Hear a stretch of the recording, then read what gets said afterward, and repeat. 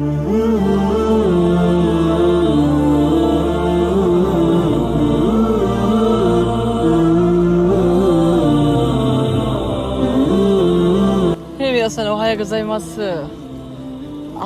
টোকিওতে প্রচুর স্নোফল হচ্ছে এবং এর মধ্যে হচ্ছে -2।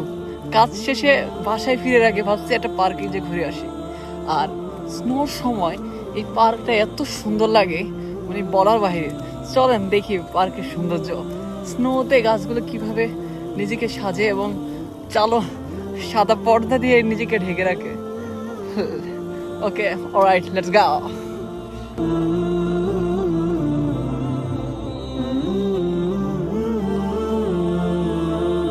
সুবহানাল্লাহ, তুষার মানে আলাদা একটা ম্যাজিক। চুপচাপ, নরম আর পুরো পৃথিবীটাকে সাদা চাদরে ঢেকে ফেলে। আজকে পুরো পার্ক জুড়ে আছে শুধু সাদা শান্তি আর শান্তি। কত দিন, কত রাত তুষার দেখতে দেখতে কেটে গেল। মোবাইলে দেখতাম আর আফসোস করতাম, ইস আমি যদি তুষারে ভিজতে পারতাম।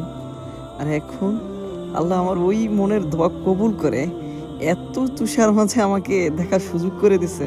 মানে সত্যি আল্লাহর কাছে লাখো শুকরিয়া। আমি সবসময় আল্লাহর কাছে শুকরিয়া জ্ঞাপন করি।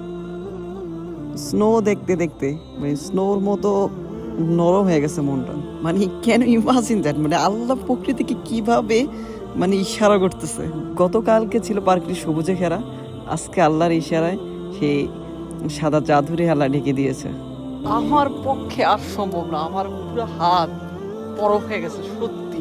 আর একটু থাকলে আমার মনে হয় হাত অবশ হয়ে যাবো। আজকের জন্য একটু কি, দেখা হবে আবার অন্য কোনো ব্লগে। পাশে থাকবেন, কেমন হয়েছে জানাবেন।